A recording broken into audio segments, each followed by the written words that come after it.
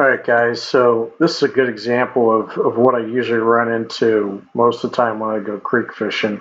What you'll see is up there on the left, there's a set of rapids up there, and then there's a good size hole that filters down. That's in this case, it's about 20 or 30 yards in length. And what I try to do is I don't like to cast right up to the rapids. That's usually shallow water, and that's really not where the bigger ones hang out.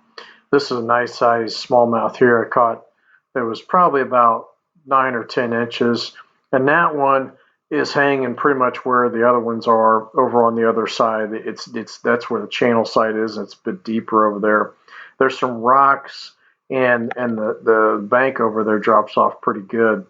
And what I'll do is I'll target those rocks.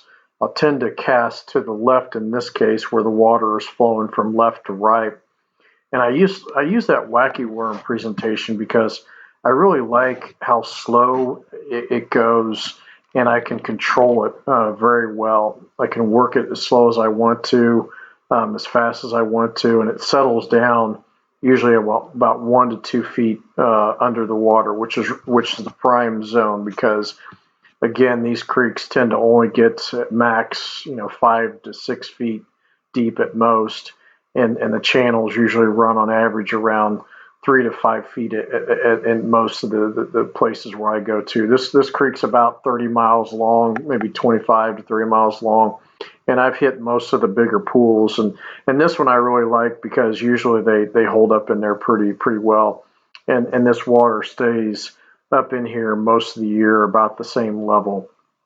Uh, this was a day after a rain, and it got colder. This is I shot this video on May 28th, and if y'all remember how cold it got the last day or so. I mean, even today it's only like 60, and it's Memorial Day weekend, which is odd for this area. This one's a nice one, I think. Or is this the bass I caught? I might have caught. This might be the largie. I think this one's not too bad. Yeah, this is about an 8 or 9 inch largie. Not too bad, you know. That's the nice thing about this spot is it's a multi-species spot. I catch several different species out of this one. It's amazing how largemouth make it all the way up in here. Usually on this creek, the largemouth and the spotted bass stay on the deeper end of it, towards the Mississippi side, but they tend to make it up there eventually, but not as quick as the smallies do. The smallies have made it up into this area by now, and this is where they'll hang out for the rest of the summer and early fall time frame. Um, but like you've seen so far, I've caught a smallmouth, I've caught a largemouth. I think I end up catching a nicer smallie here eventually in this video. But again, on this stretch here, I'm not really right up on the set of the rapids up there on the top side. I'm filtering it down.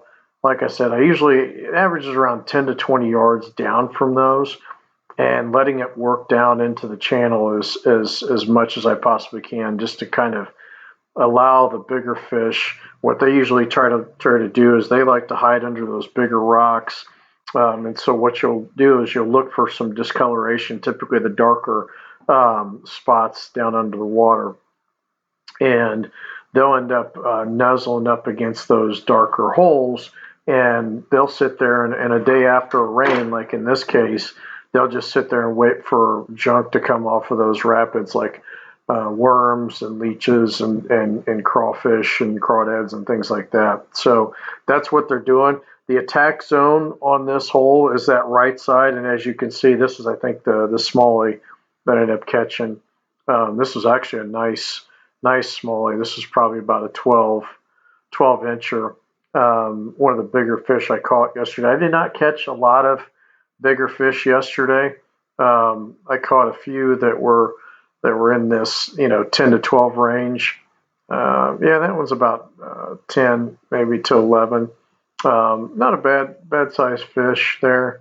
Like I said, if I catch about 10 to 20 of those in a day, I'm pretty happy, and they're nice and healthy, as you can see.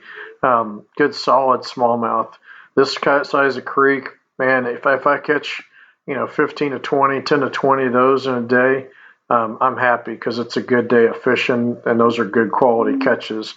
The bass, the largies get anywhere from 3 to 4 plus pounders I've caught in this creek, and I've caught smallies, 2 to 3 pound plus in this creek as well too.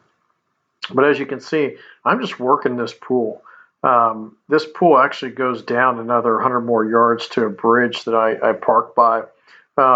And the down part of this pool just wasn't working. There's a lot of trees that are along and through there, and a lot of cover where they could settle in. I do get bigger fish down towards the bridge, but in this case, for some odd reason, I think mainly because they were really trying to filter off of this set of rapids. They were hanging tight to that set of rapids versus hanging back towards where the trees were, and that's really where they like to nuzzle down. I've caught 2 or 3 pound bass, largies, off of those trees, and I think I caught a 2 pound smallie last year. Either that or my buddy did, off those set of trees back there. But you know, I just want to give you guys a good sense of what I do whenever I'm out on the creek fishing, just so you guys can know exactly how I do it. I've actually had some guys off of YouTube that have actually asked me what I end up typically doing, and how I do it, and what I end up using.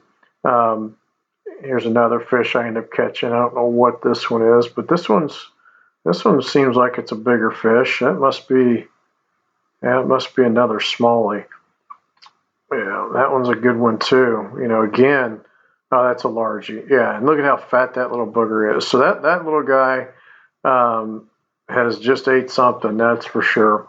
And and that's what they end up looking like most of the time when they come off these pools. Is they're eating as much as they possibly can that comes off of these, and that's the reason why on days like this. Now I was worried. I mean, it was tough afternoon. The morning was a much better fish yesterday.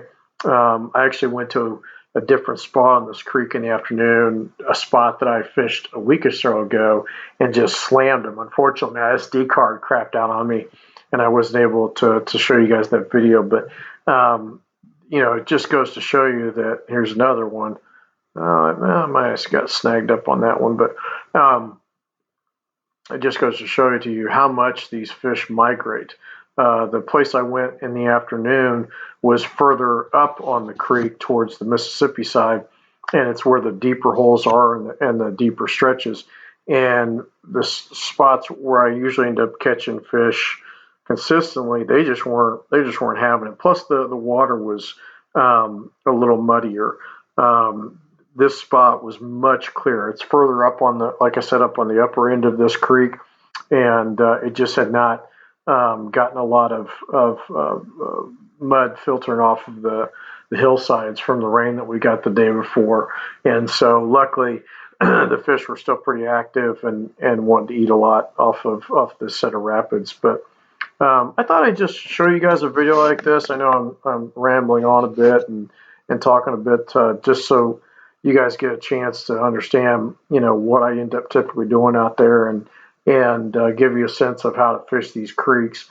I was telling, a guy that asked me how I'm doing this, and it's real simple. I go to Bass Pro, get me a nice 30, 40, $50 combo, reel and rod. I don't spend a lot of money on them, mainly because I'm banging them up, and here's another fish I end up catching on this one. So, yeah, that's a nice little rock bass or another smaller. Yeah, so I mean, look at this. I mean, I'm there, less than 10 minutes on this spot. I've already caught a half dozen fish on what has been my go-to this last month, and it's usually my go-to in most of the time, which is that wacky worm presentation. I've got a number 4 hook on there, and I've got a 4.5 inch Yum dark blue with blue flake worm on there, and I just tie it sideways and use that wacky style, and it allows me just to work this spot the way I want to, and end up just enticing these fish to knock the heck out of it. And it's a lot of fun to fish that way. I like to fish low and slow. I don't fish quick. I mean, you can use Ned rigs, you can use Senkos and things like that in some of these deep rolls that we fish, but I just tend to favor the wacky worm on creeks that are like this that average, that 3 to 5 foot range in depth, and they're narrow too. I mean, most of the creeks that I'm fishing in my videos are 20 to 40 yards wide at most, and so they're not super wide, and they don't have a lot of situations where I'm going to have to cast a long way because a wacky worm obviously is much lighter. So I'm getting closer to the rapids and don't catch as many. And that makes sense because again, it's super shallow up there. Now I'm in roughly a foot plus water. Now I will get some fish up there every so often, depending upon where they settle in. But most of the time, like I said, I'm catching fish, roughly 10 to 20 yards past the rapids. I think even the bigger fish like it that way because they're a little bit lazier. And like I said, they'll sit under those bigger rocks. And so you'll just cast that wacky worm, to the left of them in this case, and then just let it slowly go past them, and then just kind of jerk it. You can see on my wrist, I'm jerking that bait a good amount, probably several times per second or so, and it really looks like, I think, more of like a leech. So I hope you guys like this video. Got more to come. Here's another fish I'm catching.